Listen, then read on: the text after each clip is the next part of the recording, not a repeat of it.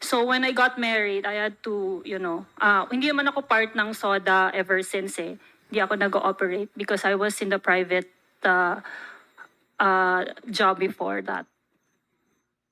Saan pong port ninyo pinadadaan yung ini-import yung bigas? Sa akin po, sa Cagayan de Oro and Cebu. Yung sa Soda Trade Corporation, Sa Iligan siya at saka Zamboanga. oh, So we don't operate in the same vicinity, sir. kasi ang isang nakarating sa aking kalaman, yung Limay Bataan na hinihingi ko sa custom kung sino nagpaparating ng bigas doon. Dahil may sinasabing malakas ang na merong palubog. Pag sinabing palubog, yung 100 capacity, 100% capacity na isang shipping line, nagdi-declare na mga 50% lang. Kaya ko lang natanong. So, hopefully ito, mabigay ng custom kung sino-sino yung mga nagpaparating ng bigas sa Limay Bataan. Pwede ba, Mr. Chair, isubmit nila anong shipping lines, We will mga importer? we will make a formal request from our guest persons because they're still our resource persons. So we will give due courtesy with respect to the information we require. Don't worry about us. Thank you, Mr. Chair. Sir, sa haba-haba na po ng 20 na. So baka kailangan na tayo mag-limit. Sana si Stella na lang umupo dito. Magaling to magbara pag lampas 5 minutes. Mr. Chair, Tapusin ko na, Mr. Chair. Saan po ang inyong warehouse? Sir, sa Cagayan de Oro and Cebu po. Cagayan de Oro, Cebu. Pwede po ba namin malaman kung ilan ang ending inventory ngayon as of today? Yung laman ng bodega nyo? For now, I think we have about, if I'm not mistaken, about 8,000 to 10,000 metric tons, sir. 8,000. We just have new arrivals kasi. So, ibig sabihin, Mr. Chair, ma'am, yung inyong pinarating na 153,000 metric tons, ang laman ng bodega nyo ngayon, 8,000 metric tons. 8,000 to 10,000 metric tons. I think the figure that you got, sir, is for the annual. So, Kaya ko lang naman tinatanong, Mr. Chair, kasi malinaw na merong naka-stock na bigas. Kasi 3.2 million metric tons ang sinabi ng NEDA na inventaryo ng bigas as of this time. So, ibig sabihin, napakaraming bigas sa bodega, sa mga warehouse ng mga importer or wholesaler. So, yan ang kailangan talagang malaman natin kung sino-sino yan, Mr. Chair. Kaya nire-request ko, Mr. Chair, na mag-convene immediately yung ating National Council and then mabigyan ng itong ating... No, we are commissioning the Bureau of Customs. You have access to their warehouses. Can you go through the top 10 and ask them kung ilan ang volume ang naka-store sa mga warehouses nila? Yeah, that's right, Mr. Chair. Kailangan malaman natin. Para hindi na namin kailangan bisitahin yung mga warehouse. Do you have visitorial powers over the warehouses? Yes, Your Honor, we have. Oh, thank you. So they have, just like DA, you have, right? So you have joint visitorial powers. Yes, So, sir. Mr. Chair, so yung Anti-Agricultural Economic Council, yun ang dapat na-convene and then Dito- magkaroon ng rules of engagement ang NBI, PNP, Coast Guard, para mabisita at maimbestigahan sino ba ang may nagkakartel, sino ba ang nagsasamantala sa ating mga consumer at farmers. Yes, sir. Thank you. Thank you, Mr. Chair. That's Thank all. you for giving me my 5 minutes. May I now call on Arman Panaligan. Pasensya na, sir. Uwi ka ba, Mindoro? Thank you very much, Mr. Chair. Meron pa kaming meeting ng Committee on Rules, no? Kaya Yeah, please. So, thank you for recognizing me, no? So, gusto kong ibalik ang aking tanong sa DA, sa NEDA, no? Kasi alam natin ang problema na in spite of the huge volume of importation of rice and the substantial reduction in tariff rates, hindi pa rin bumaba ang presyo, no, ng bigas sa merkado, no? Insignificant, no? Kung bumaba man eh, hindi ganun ka-significant, no? Not enough to make a dent, no? Alam natin na parang conventional wisdom yan, basta ang isang produkto ay binahan natin, no, sa merkado, imported, at mababa ang taripa, dapat bumababa ang presyo ng produkto na yon. Pero hindi nangyari sa kaso ng bigas, no? We are the number one rice importer, no? 3.5 million metric tons ba or 4 million metric tons daw? 5. And then 5 million pa. So no doubt na dapat bumabaha ang merkado ng bigas, dapat bumabagsak ang presyo rin, as economists would say. And then binabaan pa ang taripa from 35% to 15%. So ginamit ng gobyerno yung dalawang tools na supposedly anti-inflation, no? Flood the market with imports, reduce tariff. Yan ang usual tools no, to fight inflation. Pero hindi nangyari. Insignificant ang paggalaw ng presyo ng bigas. So sa DA, sa NEDA, no, napag-aralan niyo ba yung anatomy of the rice trading industry? Nasaan ang problema? Let's simplify, ano? Nasaan ang problema para masolusyonan natin agad? Can I ask DA and NEDA, na-pinpoint ba ninyo yung problem area at ano ang particular steps? Palino kasi, ano, Mr. Chair, na in spite of the flood of imports ng bigas, in spite of the drastic reduction ng tariff, hindi nagbe-benefit ang farmers. Kasi because of the flood of imports, nabagsak ang presyo, farm gate price. And I know that kasi nanggaling ako sa isang distrito na rice producing area. And then, ang consumers hindi rin naman nagbe-benefit kasi hindi nga gumagalaw ang presyo ng bigas. So, yung anatomy ng rice industry, nasan doon? Ang problema dapat tutukan ninyo.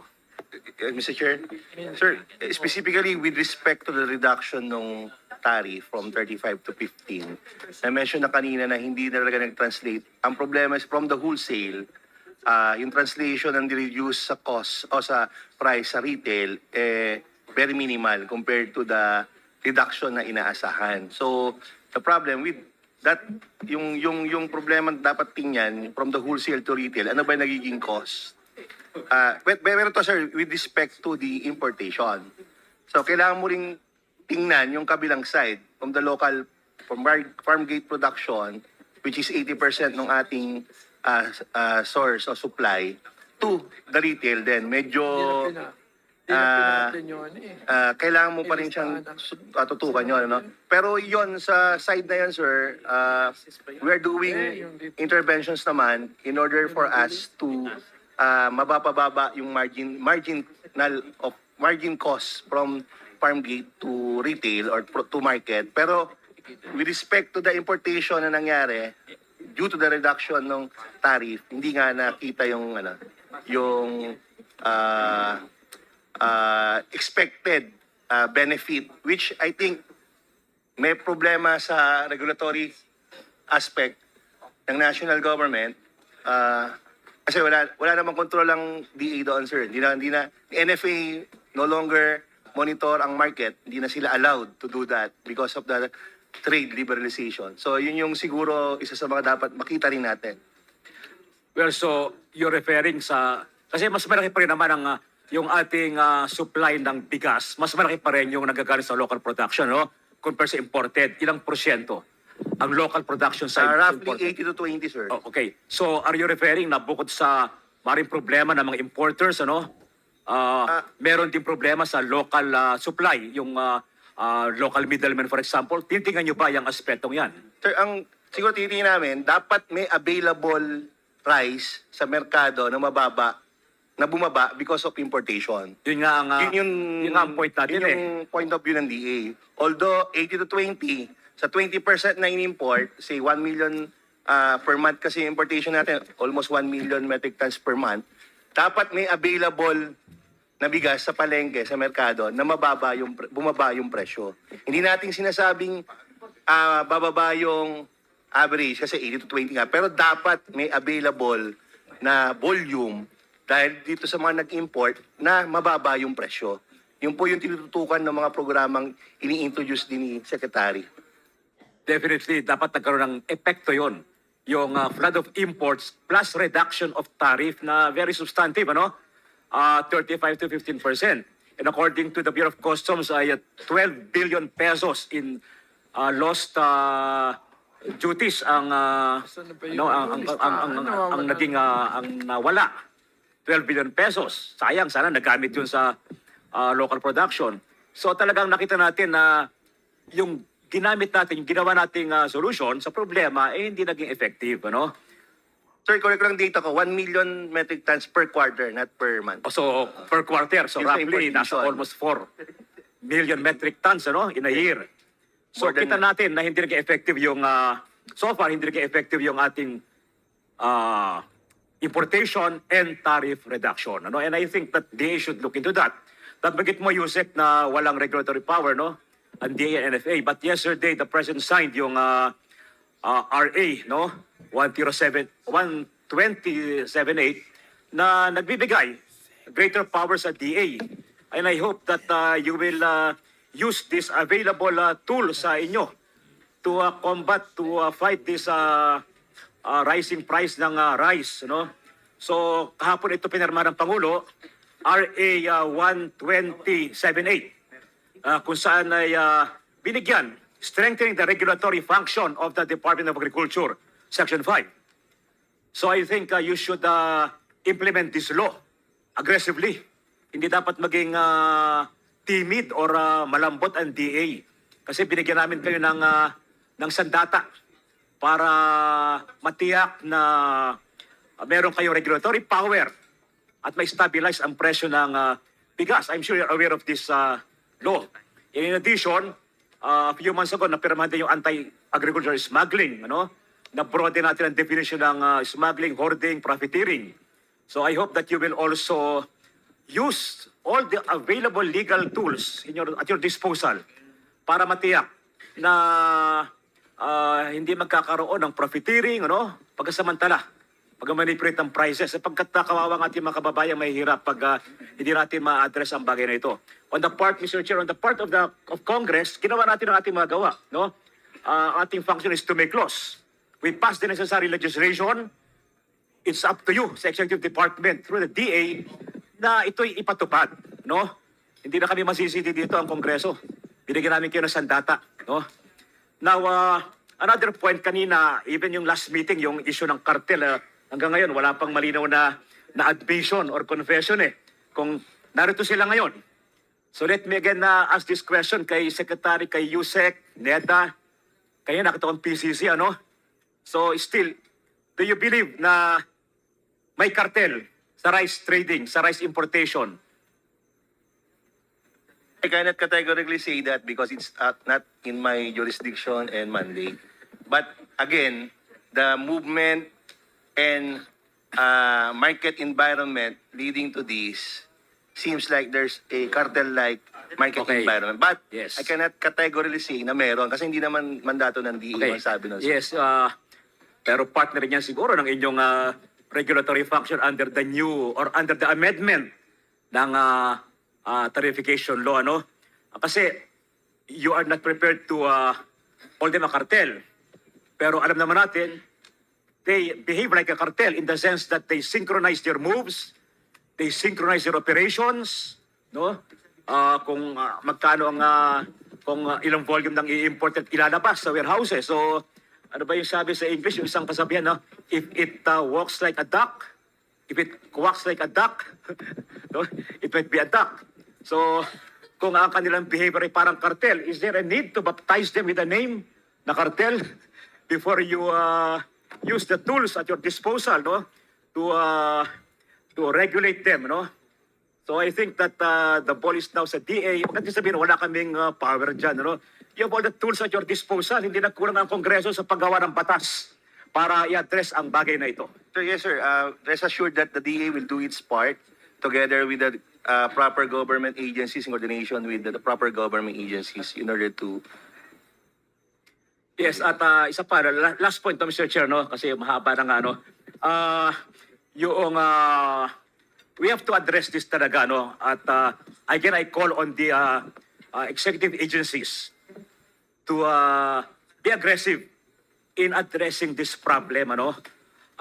Nabanggit kayo ni Congressman Briones na ang Pangulo naapektuhan dito kasi binaba ang taripa ng malaki, pero yung pangako na murang bigas hindi pa nangyayari.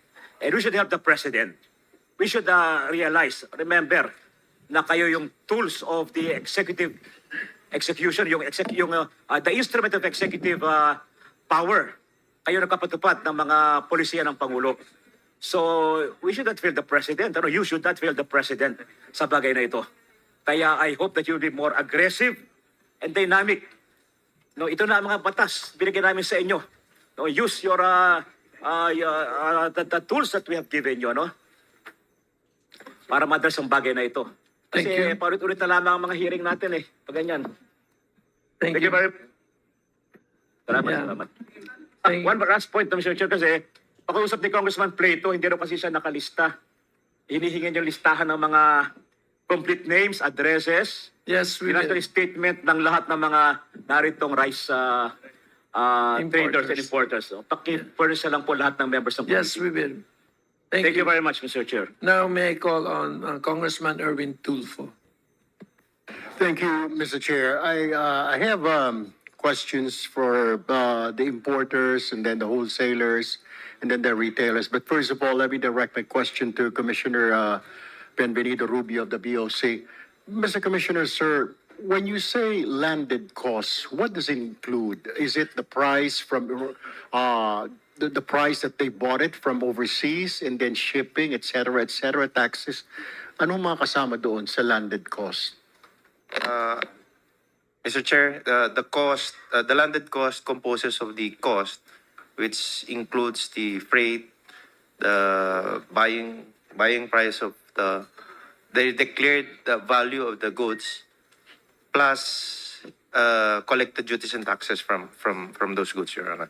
Alright, hindi pa po kasama doon yung tracking. Paglabas sa Yes, customs, this is- labas hindi pa po kasama doon. Yes, Your Honor. Pagdating lang sa pier hanggang sa may sakay nila sa truck nila, going to their warehouse, hanggang doon lang kayo. Yes, How Your Honor. much is, can you give me like per kilo on the landed cost for an imported rice? We had an estimate of 33.4, 33.4.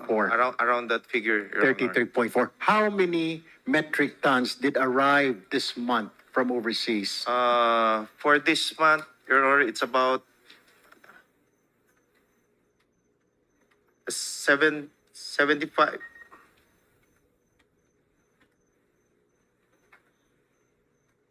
It's about 73,000 metric ton, Your Honor. All right, thank you, Mr. Chair. Let me now direct my question to the importer. Any importers can answer my question. My question, Mr. Chair, for any of the importers lang po, siguro si Ma'am Chu, right? Do you know anything? How much from your importer, from your client, importer po siya, di po ba? Magkano po ang pasa niya sa wholesaler? You said yung client mo is just a mere importer. So magkano po ang pasa niya sa client niya? We're talking about 33 pesos something. Magkano po ang pasa niya? Because we're trying, Mr. Chair, what I'm trying to establish here, merong po nagmamanipulate ng price. So kung 33 po something ang landed cost, then nasa 33, dadagdag si importer ng presyo, tracking, etc. How much is it, Attorney Chu, yung pagpasa niya sa importer? How much is it? Kasama na po yung profit niya, expenses niya, tracking, warehousing, etc. How much? Your Honor, hindi ko po nakuha yung landed cost, but the rate that we sell it to our wholesaler, I was told it was 41. Noon po, before the tariff decrease, it was 48. And now po, binaba na po nila to 41. 41 ang pasa po nila. So kasama na po doon yung profit. We're talking about kasama na po ang profit and then yung transportation, warehousing, etc. expenses. All in na po yan, 41. Alright. Ang pasa niya po sa wholesaler or pasa niya sa retailer? Wholesaler lang po. They don't sell to retailers. Okay, so 41 po wholesaler. Alright. Now, my question is, who's the wholesaler here? Can somebody, yeah, Mr. Cruz, right? Mr. Cruz, Mr. Chair, how much naman po pag nakuha po ninyo? Is it the same? You're getting the same price pag kuha ng binibenta sa inyo at 41 yung imported rice ng importer or nakakuha kayo na mas mababa pa as wholesaler? Same lang po, Your Honor. Alright, 41, right? Magkano po ang pasa na ninyo sa retailer, sa mga retailer ng bigas po at 41? Magkano po ang pinapatong ninyo? Ang pasa lang po, ang 35, between 35 to 40 po ang presyo namin. Ano, Between 35 to 40 per kilo. 35 to 40 ang ibinibenta nyo po sa retailer. Saang retailer po yan? Saan po, anong grupo po na retailer ang binibentahan nyo ng 35 to 40? Sige na po, sir. Mga walk-in lang po yung buyer namin. Ano po? Walk-in lang po, walk-in. Walk-in. Walk-in. Walk-in. Yeah. So 35 to 40 per kilo. Anong klase yun? Broken, well-milled, etc., etc.? What is it? Broken po, broken. Broken. 35 to 40 per kilo. Now, Mr. Chair, did we invite any retailer here, Mr. Chair? Can we ask if we have any retailers here? Because we're trying to figure out from 33, bakit wala pa ako nakikita na less than 50 pesos per kilo na bigas?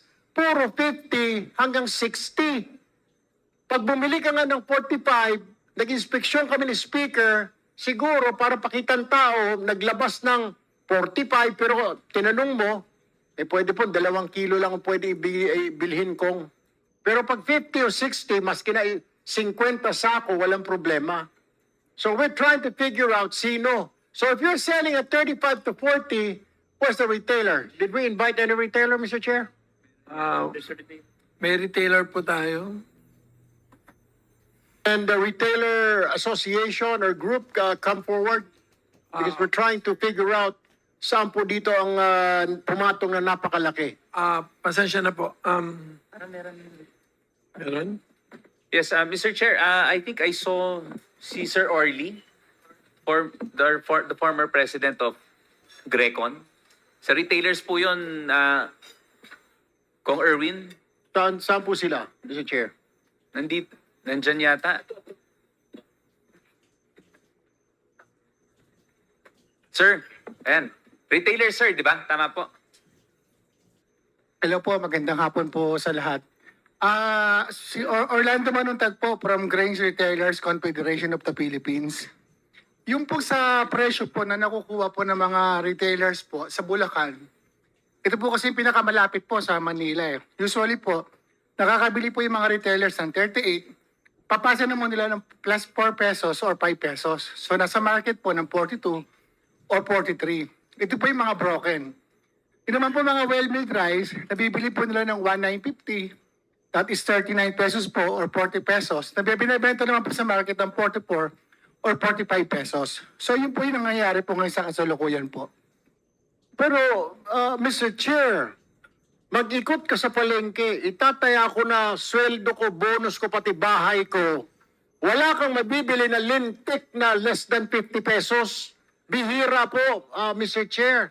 Pinagbubula tayo ng mga hinayupak na ito. I'm sorry for my language, pero niloloko tayo somewhere else eh.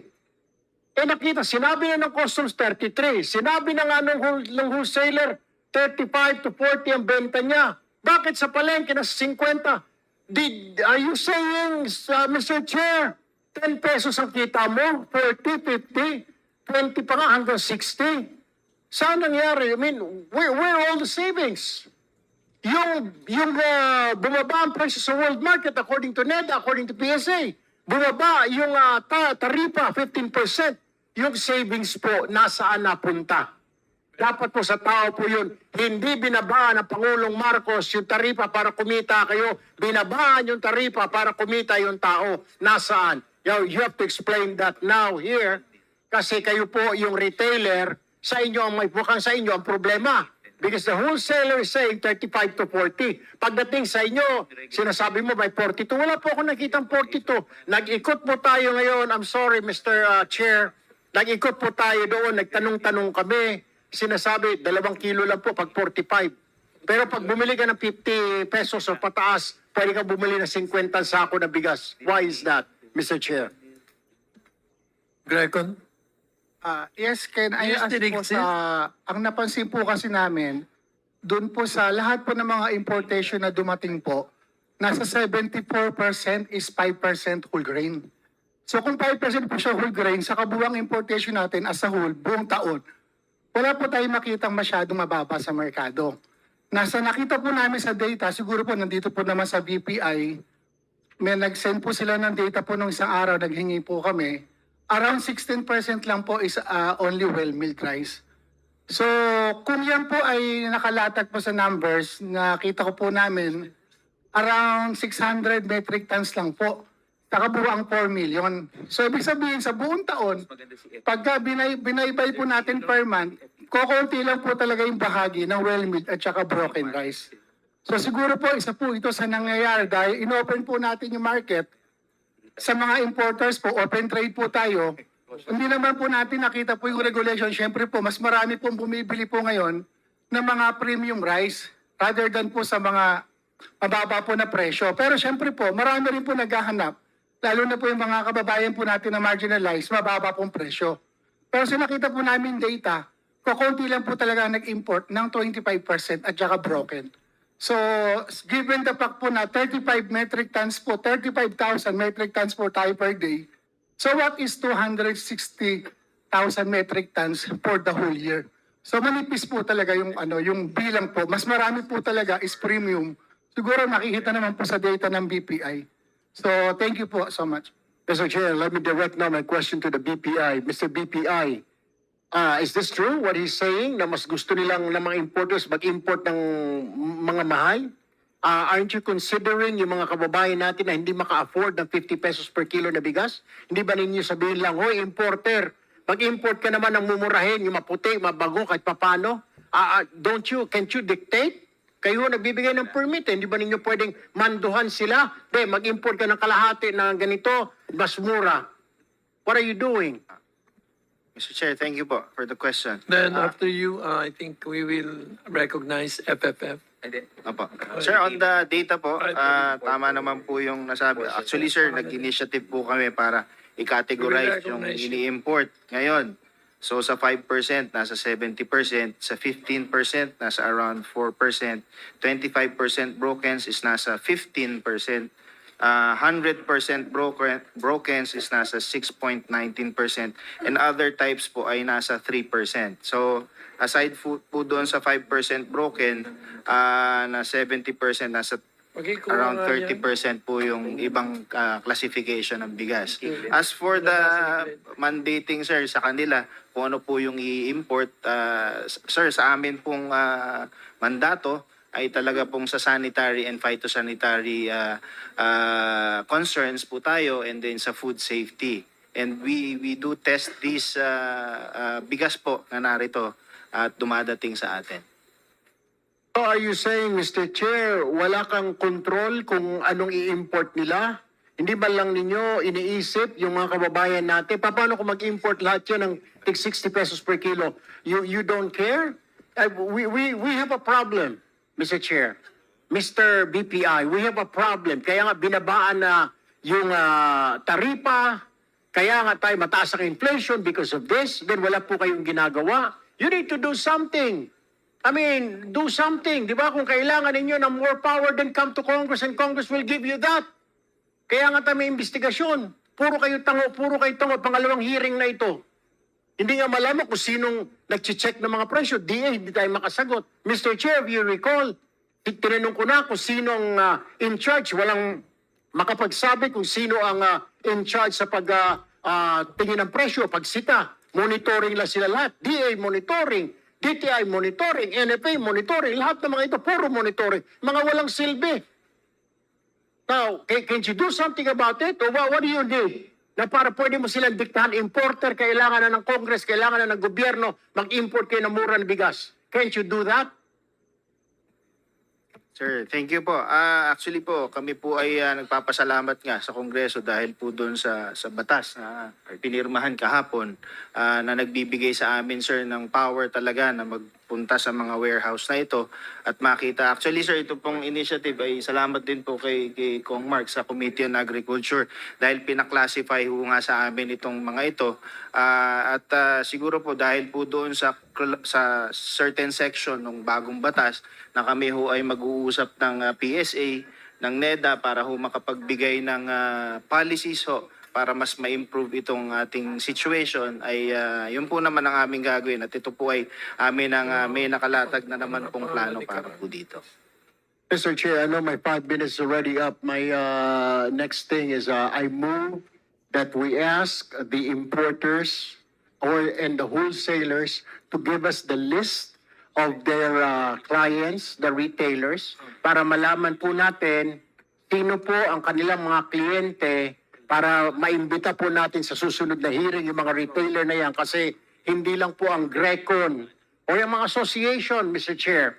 I move that the wholesalers and importers submit to us in this Congress the list of their clients, retailers, para malaman po natin because everything looks now na ang problema sa retailer. Kasi kung sinasabi ng wholesaler, 40 lang benta niya, pagdating sa market, 50. Pagkatapos an explanation kasi mataas. Why import mataas? Mas maraming kliyente. Pag murang bigas ang i-import, mas maraming bibili ho. Marami ho tayong mga kababayan, mga below middle class, yung cannot afford ng 50, kaya nga nagre-reklamo eh. I so move, Mr. Chair. Any second? Are there any objections? Hearing none, COMSEC is hereby instructed wherever she is. Mr. Chairman, You have another question, sir? Mr. Chair, Can I think somebody wants to enlighten us. You are recognized, sir. State your name and your... Yeah, Mr. Chairman, I'm Vic Angeles, the General Operations Manager of Bitram Marketing. Okay, please speak. Yeah, can I be allowed to make a Yes, please. manifestation at the same time, if I'll be allowed to categorize the supply chain for the rice business? Please. Okay. I agree with the Honorable Tulfo na ang nabiblame kasi ngayon, ang naging spotlight kaming mga importer, where in fact, tama si Honorable Tulfo, na ang makikita natin problema sa retailer. Now, if I may be allowed to categorize, nagkakaiba kasi yung ang naging definition natin, importer, wholesaler, retailer. So tatlong level lang. In reality, there are a lot of levels. There are a lot of category. Kami importer, we sell to wholesaler. Then the wholesaler sell to dealer. The dealer sell to stores. And the stores or to online seller. So, kung titingnan mo yung presyo, let me recall. Bago in-impose yung 15% na baba ng tariff duties, we were selling then at 1,310 per 25 kilos. That's for the premium DTA rice. Now, the wholesaler are selling it at 1,350 to 1,390. So 50 lang kita niyo. 50 kita nila. From the wholesaler, ang bumibili, yung dealer, yun yung mga nagbebenta sa palengke. Okay? Yung ibebenta nila ng 1,370, pagdating sa dealer, sa rice, sa palengke, nagiging 1,400. Yung mga bumibili na dealer sa palengke, yung mga tindahan ng sari-sari store. Kaya pagpunta mo ng sari-sari store, ang benta na 1,500 na. That was before yung reduction ng 15%. Now, nung binaba ang tariff duties from 1,310, we as importer are selling at only 1,150. So just imagine, 1,310 to 1,150. A difference of about 160 pesos. Yet, when you go to the wholesaler, ang benta nila from 1,310, binebenta lang nila 1,290. So, ang laki ng difference. Now, nung tumaas ang dollar from 55 to 60 pesos now, wala kami magawa eh. We need to sell at a higher price. Now, we're selling it at 1,200. We're selling it at 1,200. Magkano binebenta ng wholesaler? Still at 1,270. Anyway, sir, I think we got the point already. Thank So, you for the information. One last ano lang, sir. It's not, wala kaming cartel. Hindi kami nagpa-profiteering. We're dictated by the Hoarding, market prices. Hindi kami nag-hoarding. Kung titingnan nyo yung sa retail side, from January to December up to this, tama yung sinasabi ni Honorable Tulfo. Hindi nagbago from 60 pesos, minsan 65. Yet, our prices, sumusunod lang po kami. Sumusunod lang kami. Anyway, as mandated by the motion of Congressman Tulfo, we'll be sending you letters for you to fill up with respect to the kind of value chain for each of the importer until it reaches, I don't know whether you can reach your retailer. So, Mr. Chairman, yes. just a clarification. Over here, sa left side. May I ask Congressman Tulfo if you're okay, you ready? Yes, Mr. Chair. Just one last thing, Mr. Chair. Kaya nga we want to invite the Association of Retailers para malaman po natin Yes, who's sir. telling the truth. Because they're finger pointing now. Ang sinasabi ng wholesaler, mababa ang bigay nila. Ang sinasabi naman ng retailer, no, ganito na nakuha natin. We heard it from Grecon. Pero Grecon is just one association. There's a lot of association of retailers, of rice retailers. We need to invite here, Mr. Chair, so that we would know. At for now, nakikita po natin, based on the explanation of the importers, mababa yung bigay nila, so tumataas, sumisipa ang presyo pagdating sa retailers. So we need to invite these retailers. At saka, meron po tayong sinasabi, Mr. Chair, na yung profit, dapat pag ganito, yung margin is only 5%.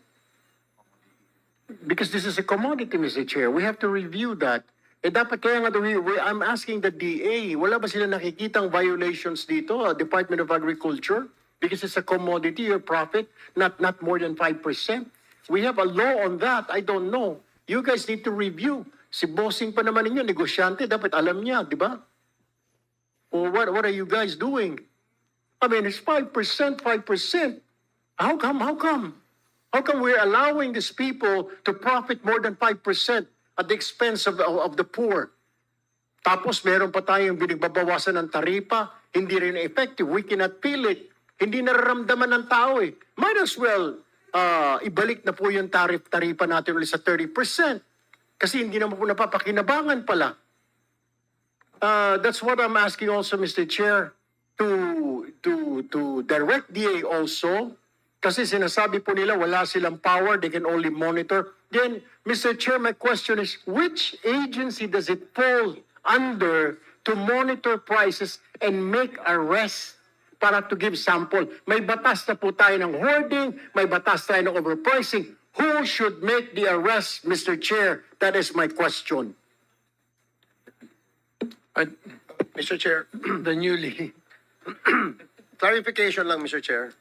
Yes. Earlier kasi when Congressman Tulfo asked one of the retailers kung kanino sila nagbebenta, wholesaler, no? Kung kanino sila nagbebenta, nabanggit yata niya kanina na meron daw walk-ins. Under the No? new law. Is that correct? Who was that gentleman who replied? Sinabi mo na merong walk-ins, right? Yes, Your Honor. Pwede mo ba kaming bigyan ng idea gaano karami yung walk-in? Doon, Marami po yun, Your Honor. Continuous po you see, that's a problem, Mr. Chair.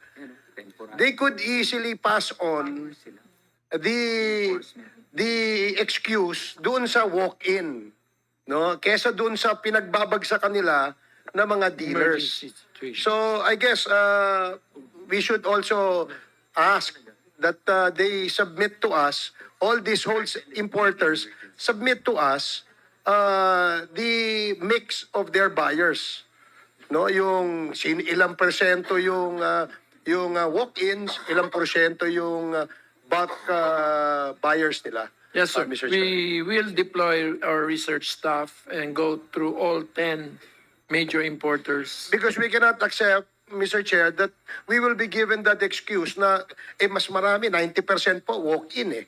Now, hindi na natin malalaman ngayon sinong kumikita at paano kumikita. Thank you. Mr. Chairman, briefly, Mr. Chair. Yes. Yes, in addition to the request of Congressman Tulfo from the importers to disclose their clients, perhaps, Mr. Chair, we can request the importers and the wholesalers to disclose the commercial invoices to validate exactly what prices are they giving to their respective customers. Thank you, Mr. Chairman. Thank you. With the permission of Congressman Tulfo, I think we will make utmost measures to get to the bottom of this. We will employ our research staff. I have actually engaged a pretty big staff. So for tomorrow's meeting, hopefully we can. So before Stella, can I ask Franz Castro?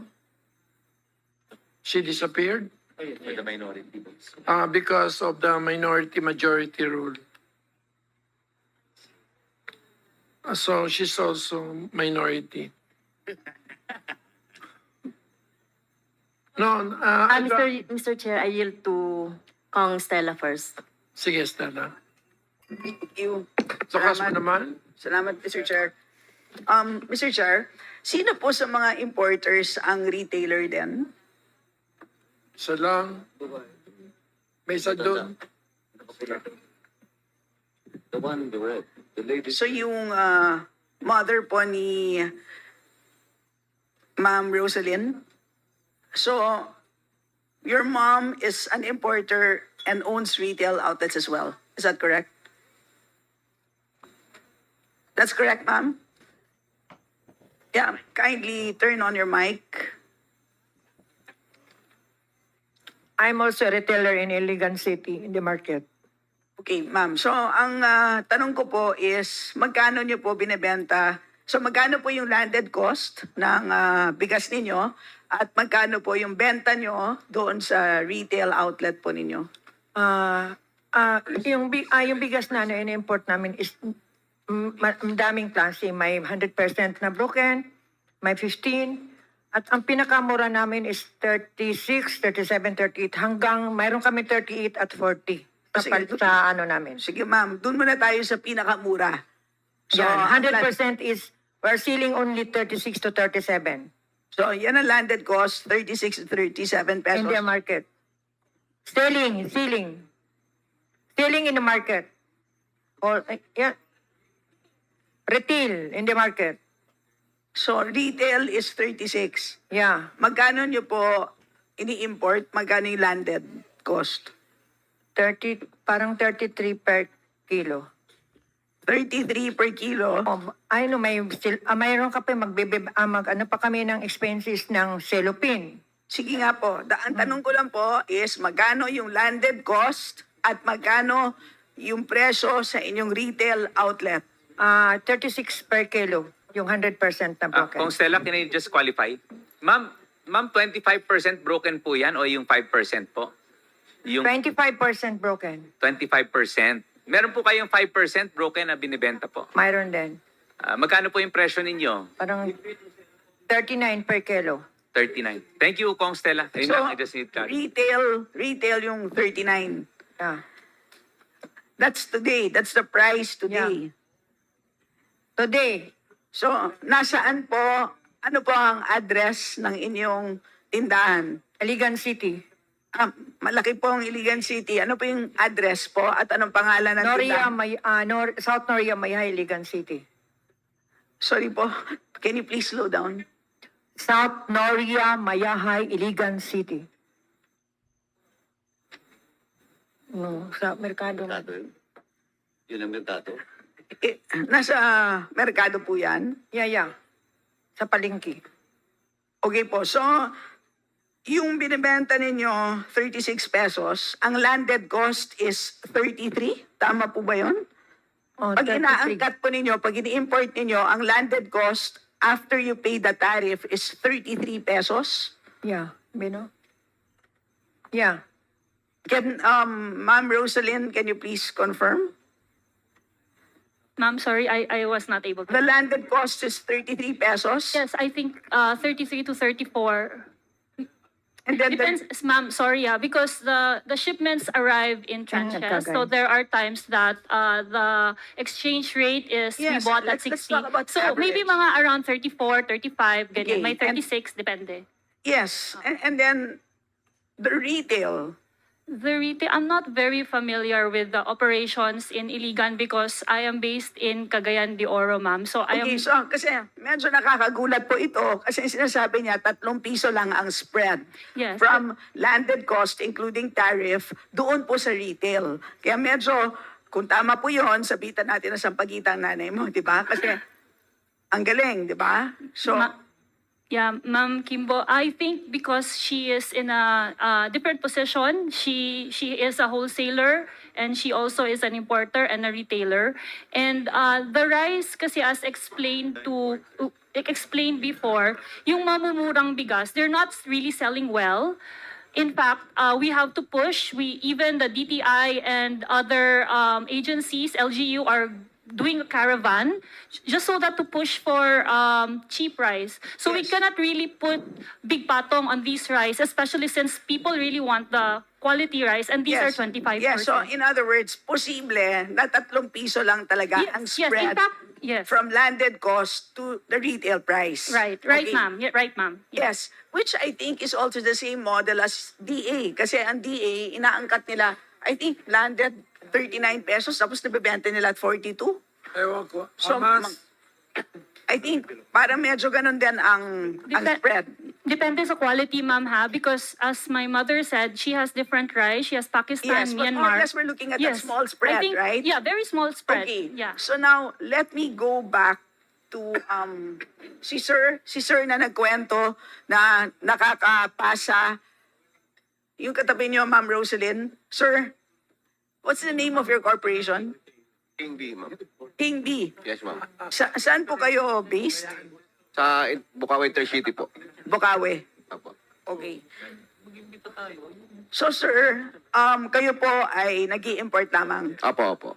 Okay. Ang tanong ko sir is, bakit hindi po kayo nagre-retail? Kasi sabi po ninyo, pinapasa ninyo at 35 and obviously, nakikita ninyo ang mga nagre-retail ang laki-laki ng tubo. Tama? Ano na po kami, ma'am, doon? Sa presya, kinikita po namin Hindi, I mean, simple lang naman yung tanong, di ba? Obviously, nakikita ninyo na ang laki ng tinutubo ng mga retailers. Tama po. Siguro, ma'am, tama po.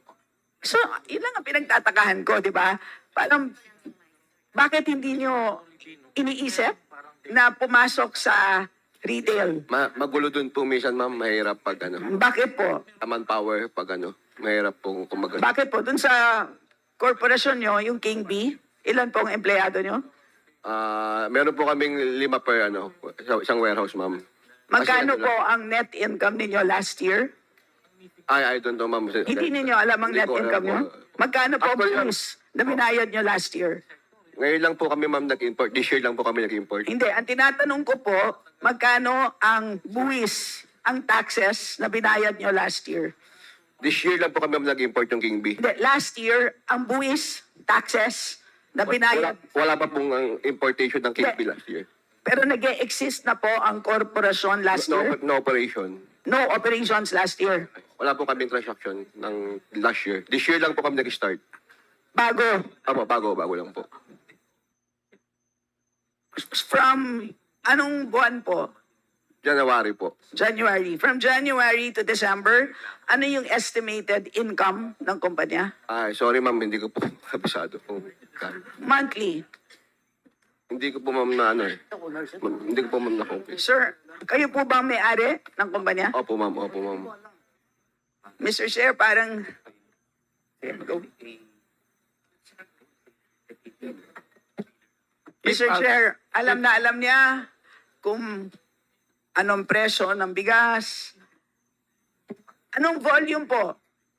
Ilang kilo ang nabebenta nyo sa isang araw?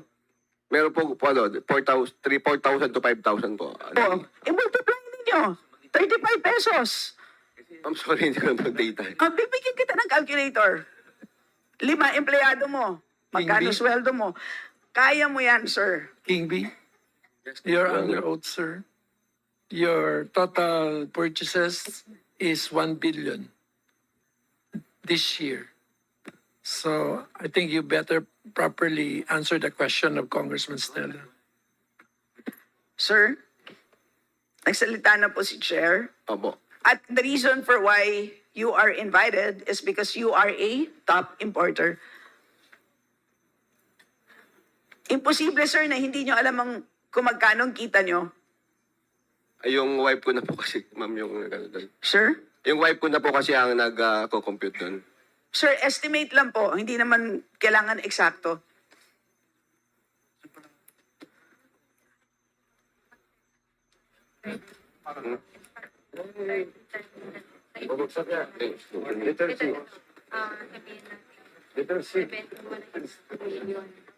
Times 30 from January. Oh, no.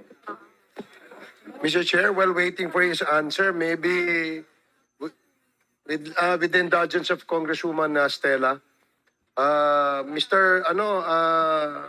narinig niyo po ba yung sinabi ni Chairman? I'm sorry, please, narinig niyo ba yung sinabi ni Chairman Salceda? Opo. Pwede bang paki-confirm mo na 1 billion nga yung iyong... Check ko lang po, Your Honor. alam mo, billion yan. Imposibleng makakalimutan mo yan. Ikaw naman. Napaka-short, napaka-iksi naman ng member. Hindi ba? So, maaaring sumobra pa sa billion yan. Times 30. Nasa 60. Obviously, Mr. Chair, he's trying to... maluwag po ang ating detention facility, Mr. Chair. Mr. Chair, ang bigas ang nagko-contribute ng 50% ng inflation natin. Ito ang nagpapahirap ng taong bayan. Na 25 kilos. Habang naghihirap ang taong bayan, yumayaman ito, Mr. Chair. I'd just like to make that emphasis. Depende kasi sa stock natin sa Pilipinas. Chairman.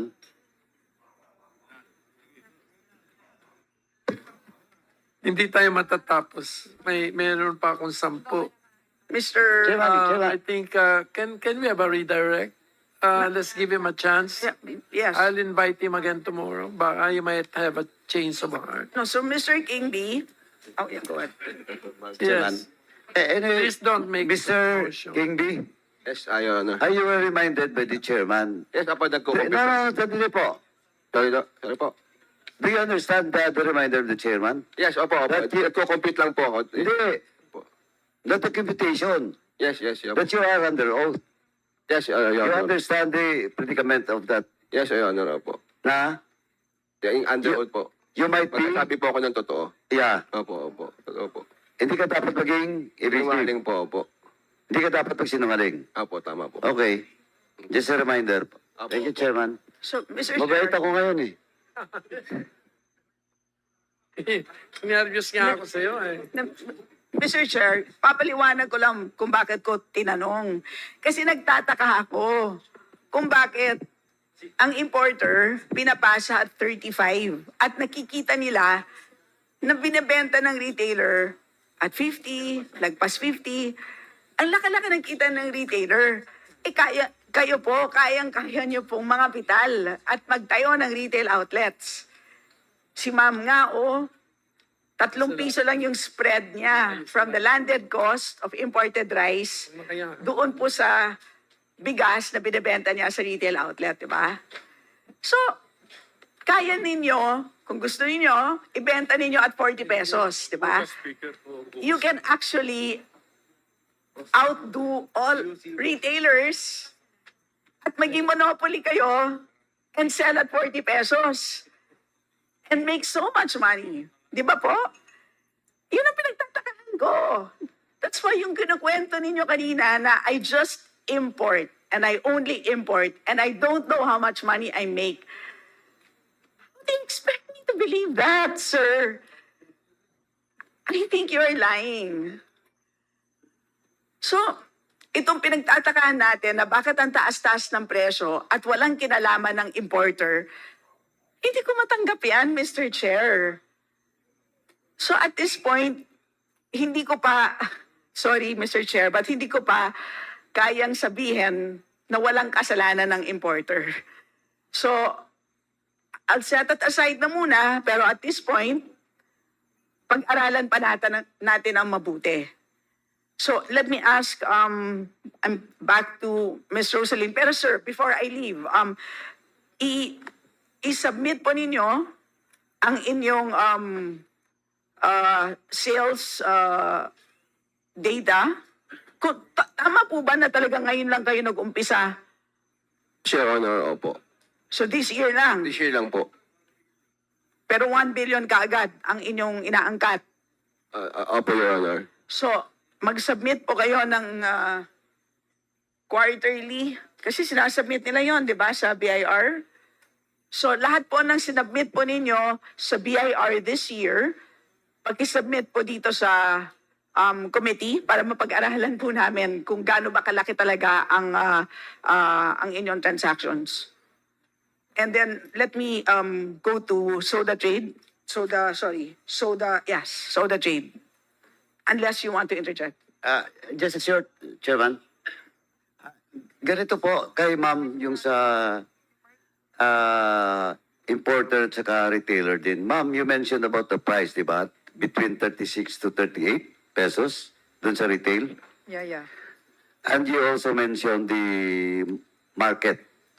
Yes. Okay. Now, Mr. Chairman, may I move that we order the DTI to check within the day. Mabilis lang, tawagan lang nila, ipacheck lang kasi po medyo napakaganda po. Napakaganda kung totoo yun. Pero ma'am, just to remind you also, if you're lying, may problema ka. Okay. Siyempre. Mama? Siyempre. Okay. So, Tawagan mo agad yung DTI ngayon sa Iligan. Mr. Chairman, may I move that we Anytime, you can call the DTI. advise the DTI Yes, to any second. check. Sorry. Sir, is it okay if Seconded. I talk also in behalf of my mother? Because she's been very, parang always been in partnership with DTI and, anong tawag nito, I think, the local government units. So, in fact, during the start na meron na kaming dumadating na murang bigas, we already distributed, we already showed. But ang concern kasi natin, sir, on distribution to the retail outlets is that I think I asked the methodology of the pricing dito sa pag-release dito sa mga pricing. I think we get it from the palengke, the retail outlets, palengke. Ma'am, sorry, mama. Sir. Sorry po. Sorry, I just have to cut you, Chairman. It has been seconded and there is no objection. Kasi ganito lang, mama. So- Ang ano ko lang kasi, just to confirm. Perhaps Yes, okay lang, sir. No problem. Yeah, okay lang ba, ma'am? Okay, thank you, Chairman. we are mandating COMSEC, please. Sige, okay naman. Okay na. For the DTI region 10. 10 to Yes. please check on the Yes. particular establishment. In the meantime, I recognize Joseph Gilbert Villago. Said masyadong mainit yung discussion. Congressman Kari, Congressman, nagkawalaan na yung mga congressman. Hindi ko na na-recognize. So, are you still have? Yes, please. Chair, Last na. sige na, sir. Mga 5 minutes na lang. Okay. No, kasi bukas, you can have free. By Tomorrow, we will have an executive session together with the Secretary of DA. And of course, si Karag Yes. plus Customs. Just to clarify lang, because We will get to the bottom of whether there is same time, yes. just to clarify, earlier, Ma'am Rosalind said that you store your imported rice in Cagayan and Cebu. Is that correct? But based on the record submitted to us, which is a list of registered rice warehouses, there are 5 Soda Trade Corporation warehouses. There's one in Santa Filomena, Iligan City, Governor Ramos, San Roque, Zamboanga City. So, one in Dipolog Andiyan si Karag yun. and 2 others. Can you confirm? Well, operating in Zamboanga City and Iligan City, but in Dipolog we stopped already. So, alin po dito ang bukas pa na warehouse? Ito pong... Iligan City and the Zamboanga City. So, yung Iligan City na merong capacity of 33,000 metric tons, that's open? Yeah, it's out. Maybe not 33. Not 30. Actually, Comsec. in Santo Pilima, I was not able to know how many Sama daw yung shops Kiko. there. But we have a warehouse in Santo Pilomena, Iligan City. Okay, ito pong sa Governor Ramos San Roque, is that still operational? Well, yes, in NFA warehouse. And that's about 26,000 metric tons ang capacity. Sorry, I don't know how many. It's about the same size as the one in Iligan. I think so, ma'am. About the same. think so. But I think, ma'am, yung maybe it's a square meter, not metric tons. Maybe it's in a square It's meter. square meter. Because Point of I think order, Mr. Chair. kasi 33,000 metric tons is very big, I think. Point of order, Mr. Chair. Yes. I think it's almost 4,000 square meter man sa Dipolog. Ano po ba ang personality ng mother at saka yung anak? Are they representing the same company? No. So that it is different with So, my isa lang dapat tutor. ang sumagot, Mr. Chair. Pursuant to our rules. Okay. I will recognize you when I need your support. Okay, please continue, Stella, with respect to Yes, I believe, Iligan. I believe, Mr. Chair, that the president of Soda Trade is Ma'am Rosalind. That's right. You're the president, I believe, of Soda Trade. Not, my mother is the Excuse president. me. Huwag ka nga muna sasagot. So, sino po sa inyo ang sasagot tungkol sa warehouses? I'm Corazon Dable Barnuevo. I'm the president of Soda Trade Corporation. Yun. Okay, sige po. So, ang tanong ko next... Iligan City is very far of Cagayan. Cagayan, Oh, yes, I'm not asking about how far away they are. I'm asking about the warehouses. yeah. Ito pong nasa Dipolog City, is that still operational? We're just No, we stop in Dipolog. Okay, so sarado na po yan. Yeah. Bakit po dito ang nakasulat ay NFA ang may-ari? Did you sell that to the NFA? No, we are not. We are all just renting in the warehouse of NNP. So dati po, Nagre-rent kami sa warehouse ng NNP, but we stop already in Dipolog. okay, what about this one in Zamboanga City? Yes, we. Nirerentahan niyo po ito sa NFA. Yeah, Pero ito pong sa Iligan, kayo po may-ari niyan? yeah. Okay. Ito pong sa Tubod, Iligan City, is that still operational? No, wala kaming tubod. Sumali ang records ng DA. Yeah, wala kaming Okay. tubod. What about itong listed under Soda Enterprises? Is that yours? So the enterprises, Yes. Is that another company under listed? Is that also yours? no, she is, the owner, this is my grandson. No, you know? So, Separate. So the enterprises and so the third province is different. So the enterprises is owned by my grandson retailer. is that a related entity? Do you have, meron ba kayong interlocking directors? No, my grandson will buy me rice and they will retail at the Soda Enterprises in their store. So Soda Enterprises is a retailer only, not importer. So retailer ang Soda Enterprises? Yeah. Pero yung kinakwento niyo po sa amin kanina na retail outlet ninyo, ito po ba ay under Soda Trade or under Soda Enterprises?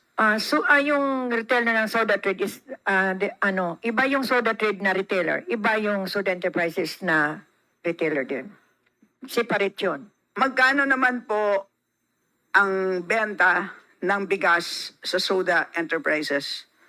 Hindi ko alam kasi Malayo. malayo. Okay, sige po. May I go back to King B for the moment lang. Sir, saan po kayo nagsusstore ng bigas? Sa Bukawi Intercity po, Your Honor. Sa anong pangalan po ng warehouse? King B po, King B. King B. Kayo po may-ari? Opo. Nag-rent lang po kami ng bodega doon. Okay. Ano ang capacity ng bodega? Iba-iba po ang ano niya. 5 bodega po kasi nirentahan namin doon. Iba-iba yung So 5 bodega, Opo. isa lang ang may-ari ng 5 bodega? Ang each yun. 100,000 bags daw po ang ang capacity. Each. Alam niyo po ang kumpanya? Opo, King B po ang Ang pangalan ng warehouse is King B as well? Ay, hindi po. Iba po. Ano ang pangalan ng kumpanya na pagmamay-ari ng warehouse? Ang pangalan niya po. Mr. Chair? Kukunin ko na po yung pangalan ng may-ari mismo. So 5 yun? Opo, 5 po yun. Sige po. Chair, may I request that all answers and questions be directed to the chairman? I'm very generous, but if you can, it's better. Mr. Chair, may we request the Soda Trade as well as Soda Enterprises because they own the warehouses. So I suppose that they would also have access to the inventory records to submit to us those records. Could you also describe to us, I suppose, nire-record po ninyo on daily in and out ng bigas. So makikita po namin doon. Pwede po ninyong isubmit, Mr. Chair, ang records in the last 2 years. So 2023 as well as 2024, Mr. Chair. And para naman, Mr. Chair, sa King B, isubmit ang 5 kumpanya. And at the same time, i-request din sa may-ari ng kumpanya ang inventory records nung kanilang warehouses para sa bigas. So, yun po ang aking request. Second. Mr. Chair, just a very short follow-up question with the indulgence of Congresswoman Stella. Is that your last question? Just one for BPI. Okay, thank you. Yeah, I'll just wait for... Sir, is that a motion? Yes, yes. Then maybe we should rule on the motion first before... Okay. Are there any objections? Hearing none. So please submit the documents as requested. Mr. Chair, perhaps we should extend that To all the 10. Yes. Yes. Right. I think the COMSEC is hereby is hereby instructed to make a formal request for the submission of documents. Yes. My last question, Mr. Chair, is for your Director Glenn of BPI. So I was looking at your data on SPISIC. Pwede ba kaming makapag-request ng yung sinabit po ninyo na data from 2019 to 2024 ay hindi nakasort? So, basta na lang kinumpile ninyo ganyan kakapal, pwede bang isort ninyo by rank? So, makikita namin on the first page lahat po ng top importers. Ang hirap kasing hanapin, di ba? So, that's the first. And then, second, napansin ko po na yung hindi po nagtutugma yung volume na naka-authorize dun sa dun sa permits versus actually utilized. So, ano po ang at malaki ang disparity for 2024. I believe that ang authorized volume for 2024 is over 8 million. And based on my memory, nung huling hearing natin, you said that 4-point-something million metric tons ang nai-import so far. 64%. So about 64%. Oh, 64%. So ang laki ng disparity for 2024. So ano ang explanation? Ano ang ginagawa ng BPI? Kasi obviously this has been a problem since way back, not only for rice. We've seen it for onions. At nakikita naman natin na ang pattern dyan is, alam naman natin na isang entity, isang kumpanya lang naman yan, pero iba-ibang pangalan ang ginagamit. And at the same time, ginagawa nila yan para mabalya ang iba to prevent others from being able to import. So kumbaga foreclosure siya, which is another form of abuse of dominant position na isa pang paglabag under the Philippine Competition Act. So ano pong masasabi po natin dito?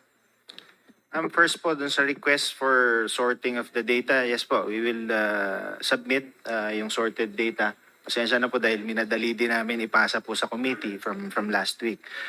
Second po, on the utilization, actually po ma'am, we have already tightened or even bukod po sa monitoring ay pinapaalalahanan ho lagi namin ang mga importer na gamitin ang kanilang ina-apply. Actually, ma'am, from 2020, napakababa po, 50%. 2021, 43% ang utilization. Nito na lang pong 2022, medyo tumaas 52%. 2023, 55%. And then yun nga po, as of December first week, ay nasa 63% na po tayo halos. Opo. Ang ginagawa po namin, ma'am, aside po doon sa regular nating pag-monitor, pagpapaalala ho sa kanila, is nire-revoke na ho natin yung mga SPS-ICs na yun para hindi na ho nga nila magamit. And yung pong ating guidelines ay ating pong patuloy na ini-improve para po malaman din talaga namin on a monthly basis, ano po ba yung darating. Ito po ay nangyari especially nung time na wala po tayong mapag-sourcean ng bigas. I think last year po yun or late 2022. So yun po yung mga ating mga ginawa na, and then po nag-initiate na nga po kami even before pa po bigay po ng power sa amin na mag-inspect ng warehouses through our food safety mandate ay minonitor po namin, of course, yung mga registered, and we have already dialogued with the stakeholders po doon sa mga malalaking consolidated areas na nag-store ng bigas tulad po ng Intercity. Alam naman po yan ng mga stakeholders doon para po talaga pong sila na rin ho mismo ay mag-volunteer ng information nila dahil at the end of the day, ayun nga po, aside from food safety and sanitary and phytosanitary issues, ay kailangan po may access tayo sa mas mura at saka safe na bigas. So, but the rule is 1:1, no? One importer, one permit. That's the rule. No limits po with the numbers that they can apply for, ma'am. So, like, if I And ask, even the quantity. can we, Mr. Chair, can we just ask all the importers, like, how many permits they have used for for the current year? Malalaman ba yan ng mga importers? How many have you used and how many do you have on hand that's currently not used? Would you know that? I think, Offhand, no, but could you submit that to us? And then could you also submit to us a list from the last 5 years kung sino yung serial non-users of your SB6? And then just as a summary, Mr. Chair, alam naman natin na kung ano yung landed cost, i-multiply that by 20%, yun dapat ang ibaba ng presyo ng bigas. So, dapat yun yung sinasabi ng NEDA na 7.37. Pero based on prices from PSA, right before we reduce the tariff, ang presyo ng bigas 51.12. After we reduce tariff, 50.68. So 44 centavos lamang, which means yung 7.37 minus 0.44, yung 6.93 ay went somewhere. naging kita, naging margin para sa ating importer. So yun po ang, so ang breakdown, bale, yung 7.37 na dapat na naging reduction, ang nangyari dyan is yung 6% ay napunta sa consumer, yung 94% ay napunta sa importer. So yun po ang hatian nung 7.37 na sinasabi po ng NEDA. Are you So nakakalungkot po.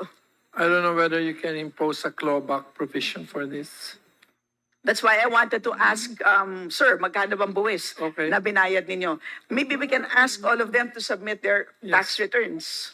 Let's see if there's an innovative way of having a clawback. But anyway, at this point, I'm really sorry, but we have a minority around, and she, Mr. Chairman, just very short, just with the indulgence of Congresswoman Castro, yeah, if I may. Thank you, Mr. Chair. Very, very short lang ito. Kasi hindi ako makamove on dun sa, this year lang siya nag-umpisa, si King B. And yet, ang transaction siya is worth 1 billion. 1.2. 1.2 billion. Let me remind you, Mr. King B, you're under oath, no? Totoo bang ngayong taong ka lang nag-umpisa na mag-import ng bigas? Apo, Your Honor. Ngayon lang taon po talaga. Okay. Are you in any way connected sa G4? No. You're not connected with G4? Hindi po, Your Honor. Sigurado ka ha? You are under oath, Apo, Your Honor. Mr. King B. So, gusto ko lang malaman kasi, Mr. Chair, sa dami ng importers, mukhang natatangi lamang ito si Mr. King B. I'm not questioning, baka sakaling swerte ka lang, no? Kaya ikaw siguro ang pinakamalakas dito sa lahat na nag-i-import.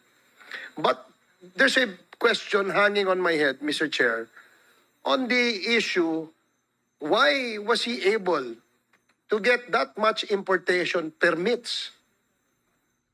Being a first-time player in the industry. Now, I will direct the question later on to Mr. Panganiban after Congresswoman Castro if I be given another chance, Mr. Chair. Chairman. And also, I noticed, Mr. Chair, in the documents that we have, wala hong sinubmit si Mr. King B. Did you submit your GIS, Mr.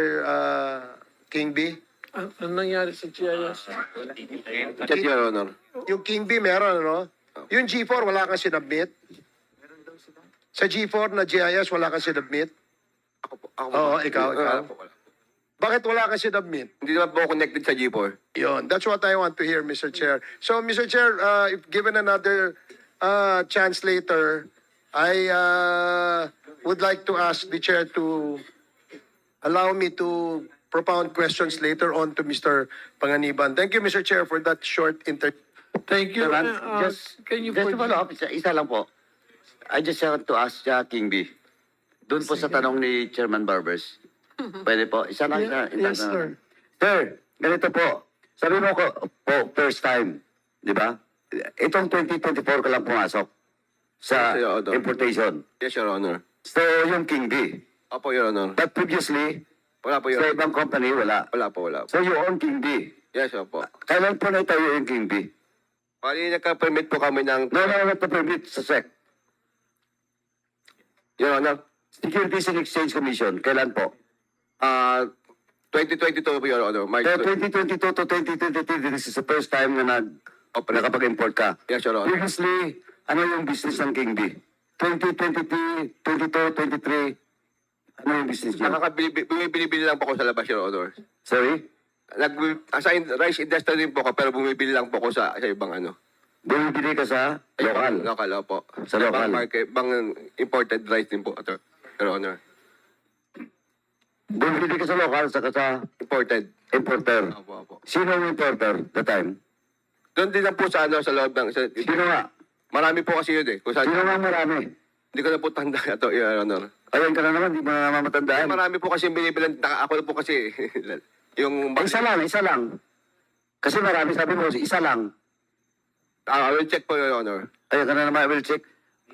But the data being asked you, kanina pa po, pati yung ano, yung profit mo, yung kita mo, pag-submit before the hearing ends.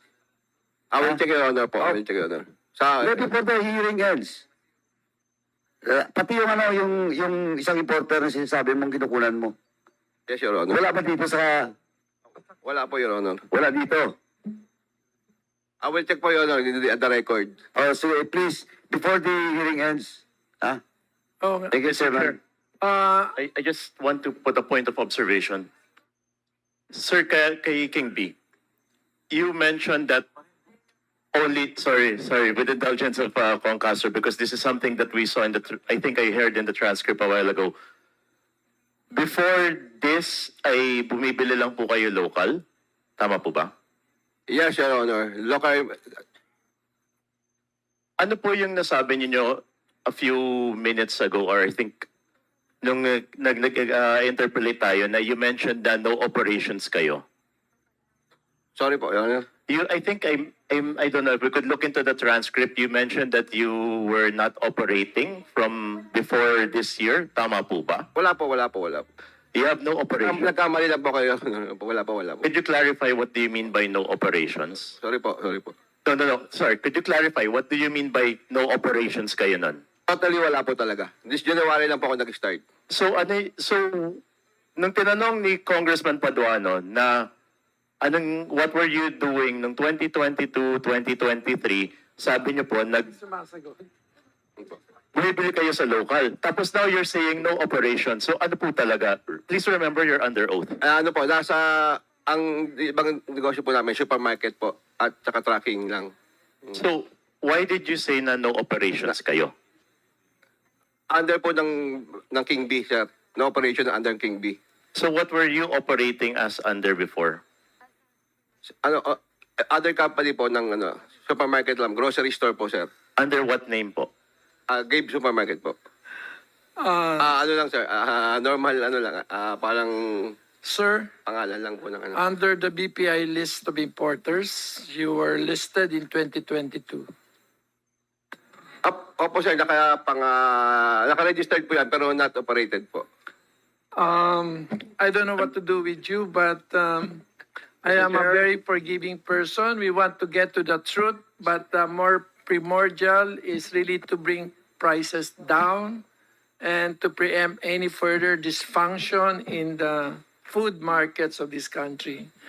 So, pasensya ka na muna. Mr. Chair. I have to cut you down because I want to hear Franz Castro. Mr. Chair, before Alam mo, France, paborito ka nila. 6 na silang nagpatigil. Mr. Chair, Yes. before the Honorable Yes. Franz Castro will have her time, may I just remind this committee, Mr. Chair, during the organizational meeting, wherein we approved the rules and procedure under Session 8, it says that no members would be allowed to interject in any manner except the chair, so that other members would be given the time and opportunity na makapagtanong din kasi nagpipila tayo tapos at the end of the day, wala nang oras. So, just Yes, thank reminding you. the chair that we have to follow our rules and procedure. Yung train of thought kasi, nangihinayang din ako, may natututunan din ako, kaya pinagbibigyan ko lang. Pero bukas, sa executive session, siguro we will be stricter so everybody can ask the proper questions to the Secretary of DA and of course, si Enforcement Bureau Carag. So the DA family are all invited tomorrow. Mr. Chair. So, okay, Mr. thank Chair. you very much. Thank you, Mr. Chair. Please follow the wisdom. Or you cannot interject. Ang usapan, pag Franz, please take the mic and grab it and go to the front. With the permission of Congresswoman. Mr. Chair, kaibigan ko kasi si Congresswoman Congreso. Sige. Importante lang kasi ito, interjection, pagkonektado sa pinag-uusapan, di ba? Pinag-allow natin. Point of order, Mr. Chair. Yes, Congressman. I think we are allowed under the rules to interject, provided it is approved by the chairman. Yeah. Okay. So it is your approval that we need, Mr. Chair. When I Chair, allow are we you to allowed? speak, it's an approval. So take that as an Mr. Chair? implicit approval. Mr. So Chair, Congressman are we allowed? Castro? Okay, Mr. Chair. Basta lahat ng nag-ano sa akin na nag-disturb sa akin, pipirma kayo sa impeachment complaint. Ha? Joke lang. Thank you, Mr. Chair. Basta lahat ng nag-interject ha, pipirma kayo. Mamaya, dadaling ko na yung endorsement. Biro lang, Mr. Chair, Mr. Chair, para masaya. kasi with the permission of Congresswoman. Sige, Mr. Chair, pipirma kasi yan Konektado lang kasi mamaya. sa pinag-usapan nito sa presyo. Hindi ko alam kung sino nagsisinungaling eh. Kasi kanina sa slideshow natin doon, kanina nung nabasa ko, presyo ng imports na BOC, lumalabas sa 31 pesos per kilo.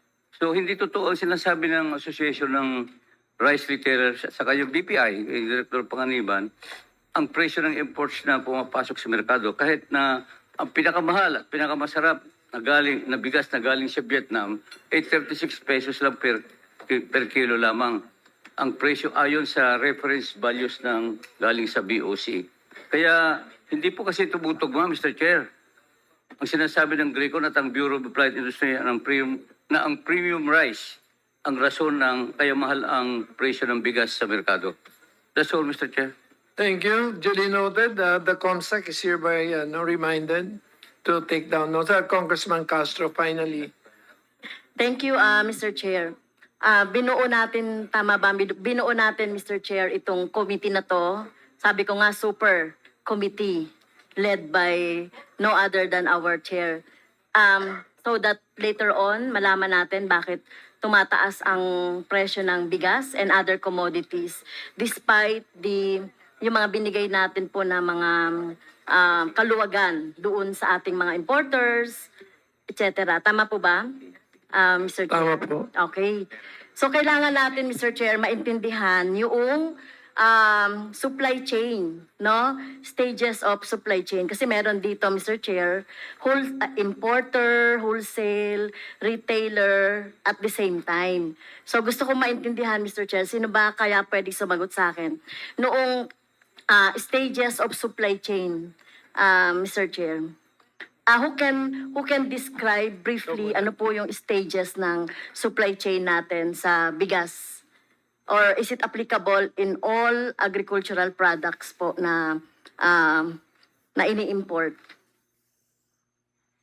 Yes, kung France importers ho ba? Apo. Mr. Chair, ang gusto ko sumagot yung importer, wholesaler, retailer at the same time. Kasi gusto nating maintindihan po yung supply chain. Yes, I think sino po ang ang hanggang retail? Sir, kayo po? Up to retail po kayo?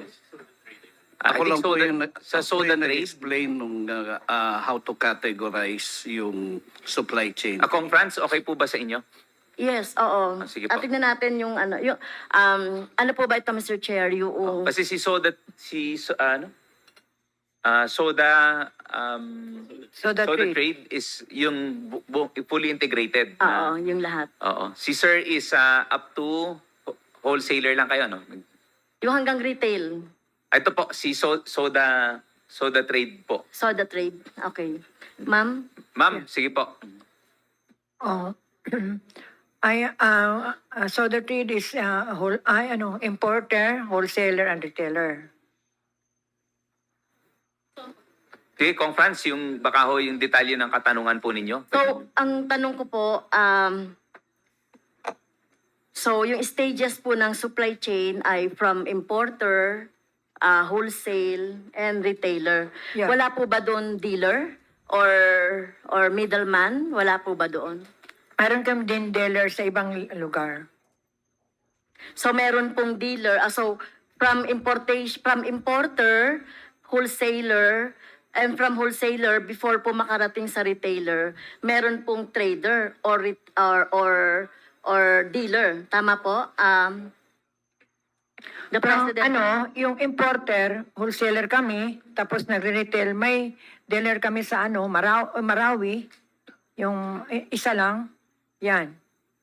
Okay. Pero mostly is, nagbebenta kami doon sa So, Tama. Mr. Chair, pag sinabi ba nating dealer, the same as middleman, it is from wholesaler to the retailer. Tama po? Yes. Yes, okay. So, sa retailer po, sa mga retails, dinadala ito sa mga wet markets, supermarkets, sari-sari store. Tama? Yes. Na mga dealer or middleman. Yes. Okay.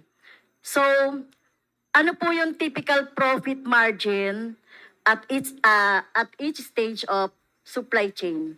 Ano po yung, like for example sa rice, sabi kanina Mr. Chair, pagkatapos ng importation, yung landed cost is 41 pesos. So parang tumubo na ng magkano doon? Landed cost. So tutubuan niyo po yun, di po ba? Magkano po yung tubo ninyo doon sa... Magkano po yung tubo ninyo, Mr. Chair, doon sa bawat step of the way hanggang sa makarating siya sa retailers? Anong tubo? Ma'am Franz, maganda siguro yung sa kay Sir sa Vitram. Baka nalalatag kasi niya yung profit margin. Baka gusto ninyong okay ho ba sa inyo? Kasi sabi mo, Mr. Chair, si Mr. Sabi nyo hanggang sa wholesale lang siya. Kanina may presentation siya sa profit margins. Okay. Baka So, gusto hindi niyo ko marinig nakita. Okay, sa sige, Mr. katanungan niyo. Chair. Parang, ma'am, si Sir na lang po muna ang sasagot. Yeah. Sir, please proceed.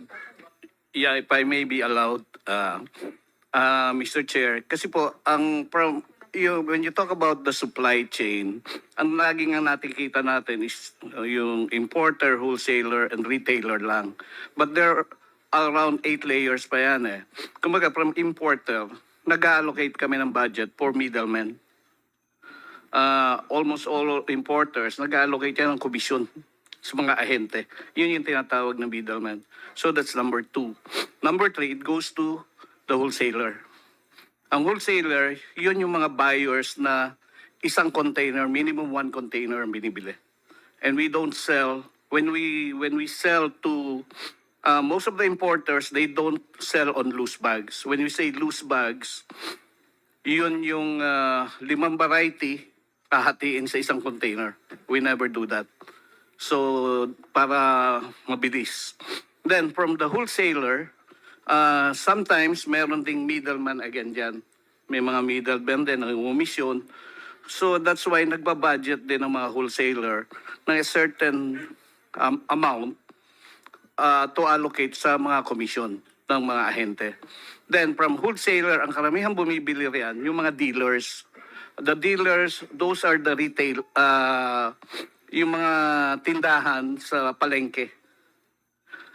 And those dun sa mga roads, may mga nagtitindang rice dealer, we call them rice dealer. Those are the rice dealers na kumukuha sa wholesaler.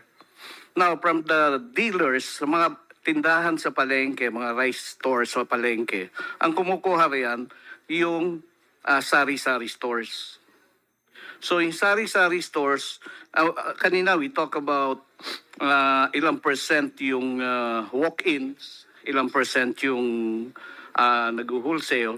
Sa dealer, which is sa public market, almost mga 80%, bumibili yan sako-sako, yung mga sari-sari store. So when you talk about dealers, sa mga public market, 80-20, 80%, parang mini wholesaler yan, 20% are just walk-in who buys 1 kilo, 2 kilo, 5 kilos. But when you go to, siyempre, to sari-sari store, doon, almost 90% walk-ins yan, mga kapitbahay, everything. So that's why when we talk about why is it that the prices hasn't really gone down even if we lower the taxes, kasi nga, it still boils down, ito yung opportunity ng mga sari-sari store to earn a little. Kaya ang nangyayari, hindi nila binabago yung presyo. And even the in the public markets, mga dealers, they rarely lower down the price because this is the time for them to earn extra money. Kasi medyo maganda ang kitaan. Kaya if you notice, if you go around, I always go around, makita mo mas marami ngayon nagbibenta ng bigas. Sa market, maraming nag-o-open because there's an opportunity for retailers and yung mga young entrepreneurs to open a business. Kaya if you talk about yung buffer stocking, in a wholesale, sa isang bodega or isang tindahan, yung buffer kanina na sinasabi ni Ms. Neda na 70%, it's just normal. It's just normal. Ang karamihan mga wholesaler, they stock around 25% of their monthly requirements. So lagi may buffer na ganun. So kaya nga we cannot say that there is hoarding if the stock is more than 25%. Okay. Kasi that's their normal. Okay, so thank you po, Mr. Vic Angeles, ma'am. Okay, Mr. Vic. Doon sa description, Mr. Chair, ni Mr. Vic, so from importer, meron pa daw silang middleman na kinokontrata bago mapunta sa wholesaler. And then from wholesaler, meron na namang middleman and dealers o yung traders bago makarating ulit sa mga retailer. Ito yung mga retailer, wet market, supermarket, sari-sari store. Sa description nyo ba, sinasabi mo, sir, na yung yung pagtaas ng ng presyo ng bigas ay nanggagaling na sa retailer, hindi po doon sa importer tsaka yung mga wholesaler. And tama ba? Yung kasi sinabi mo parang doon yung pagkakataon sa retailer na mas taasan nila yung presyo ng bigas. So kung halimbawa ang landed cost niyo is 41 pesos, so ipapasa nyo na yan through the wholesaler to retailers ng 41 peso. Magkano ang kita doon from there?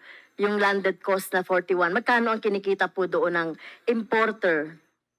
Actually, Ilang ma'am, percent? variable ang when you say kung magkano yung kinikita ng importer, variable yan In average. I-average na lang po natin. Huwag na nating isa-isahin yung mga variety. average, Medyo complicated po I would yan. say On the average po, magkano po yung margin of profit at the start of the importation, sabi nyo, meron kayong landed cost. Paano nyo tutubuan yun? Kasi ganito, Mr. Chair, tinitignan lang natin, patong-patong. Kung ako yung importer, ako pa rin yung wholesaler, ako pa rin yung retailer, ako pa rin yung dealer, etc. Parang patong-patong po. Tama po ba? Yung kita. So, patong-patong yan na kita ng iba't ibang part ng supply chain, pagdating sa consumer po, ang laki. 'Di ba? So gusto ko maintindihan yung ganong sistema, Mr. Chair. So, magkano po yung average margin ng kita in each step of the way dun sa supply chain natin? Kayo po, halimbawa sa inyong Okay, mag-sample po tayo ng let's say ang presyo is 30, kumbaga yung selling kumbaga inclusive of all na yung expenses and everything sa 38 pesos, sabihin natin ang importer magpapatong pa ng 2 piso. So magiging 40 pesos. Then normally anywhere between 5 pesos ang nangyayari na pupunta either sa So yung wholesaler, Mr. Chair, magkano naman ipapatong doon? ang wholesaler, kadalasan ang patong niya mga 3 piso naman. 3 piso. 3 piso. Okay. So dadaan na naman yan sa dealer. Dadaan So, sa dealer. magkano yung patong papunta sa retailer? Sa dealer, nagdadagdag yan mga around 5 pesos. 5 pesos. So that's 38, 40, 43, plus 5, 48 na. Opo. Then, pagdating dun sa sari-sari store, plus 10 pesos na yan. Okay, so from 38 hanggang dun sa retailer, nagiging 48. So sabi ninyo, pagdating sa retail, nagiging 10 pesos ang patong. Okay. So, ayun po, Mr. Chair. So, ang pinanggagalingan po kapag importer, Mr. Chair, ang pinanggagalingan po talaga ng mataas na presyo. On the average po, from the importer going to here sa mga retailer po, yung mga, yung supply chain natin, ang dami-daming pinagdadaanan yan. Kaya talagang matatali po talaga tayo sa ganong kalakaran at ganong pagdadaanan ng presyo ng bigas sa importation. Kahit na pala walang effect. So, ibig sabihin, parang walang effect mula sa importer yung pagbaba ng tariff. Parang ganon ko tinitignan. No? Kahit na ibaba natin yung tariff, Mr. Chair, dahil ganon yung pagde-describe nung stage ng supply chain and at the same time, yung typical profit margin at all stage of the way hanggang sa retailer. Wala. Paano natin masasolve niyan? Yung pataas pa rin. So, hindi magiging effective kahit nababaan pa natin yung tariff. Para Mr. Chair. makonteksto natin, France. In fact, the negative thing is it brought down the farm gate price of domestic farmers by 17.1%. So it is really a dysfunctional and perverse problem. So we really have to get to the bottom of things. Kasi hindi na nga naibaba sa consumer, bumagsak pa yung presyo ng farm gate prices. So that's why we have this. So dahil limited time, Mr. Chair, limited ang time ko po. Siguro bukas, executive session ba for the Yes, whole? you can attend. Kasi upon the tatanungin ko request sana. of DA, Opo. So- Kung meron ditong local, meron po ba tayong guest na local production yung ginagamit? wala tayong may Wala. Is FFF still around? I'm sorry. Wala.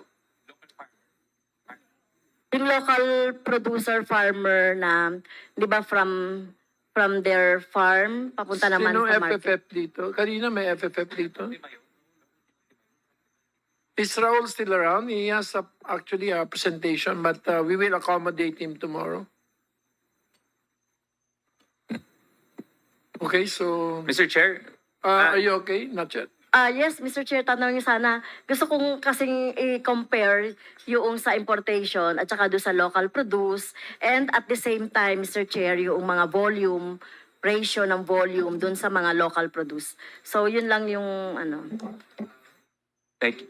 Mr. Chair, may I, tanong ko lang, sir. Sir, doon sa buong supply chain na binanggit ho ninyo, kasi malaki ho si dealer, 5 pesos na sabi ho ninyo. Sino po ba yung pinakamalaki ang cost doon sa bawat layer? Pinakamalaki ang Cost.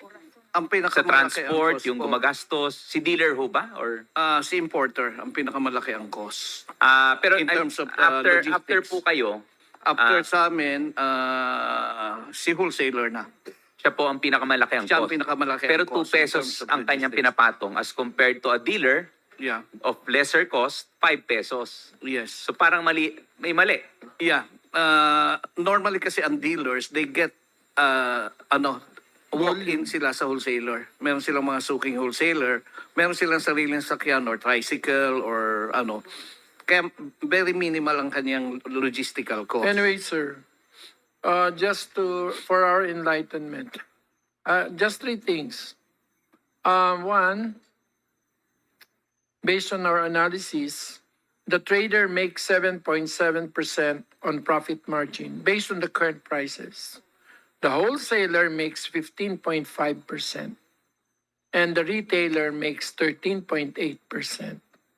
So I am trying to make things match, but in the meantime,